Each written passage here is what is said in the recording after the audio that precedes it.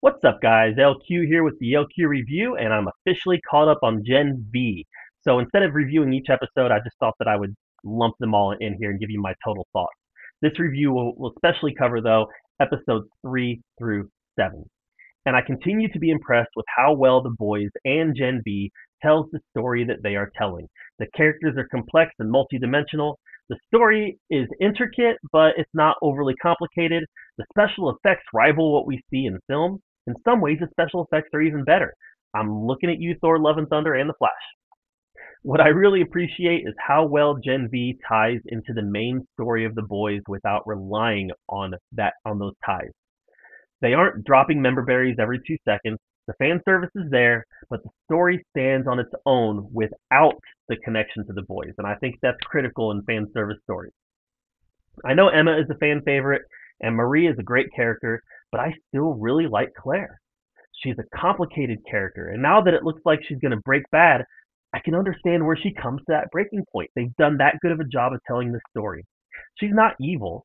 She's a young person who's been manipulated to the point where she is lashing out, and it's really fascinating. And she's a superpowered person who's lashing out. What would that even look like? Well, I think they do a pretty good job of telling us. I love seeing Soldier Boy show up in a funny scene, but again, it was a scene that served the story more than it served the fans. And that's, again, how you do fan service.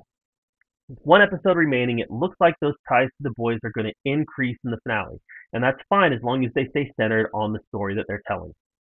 This is a show with excellent characters that you can root for or you can root against, and you see the growth in all of them.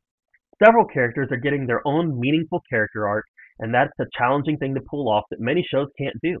But Gen V does it, and us fans are all the richer because of it. Hollywood writers can't help themselves, though.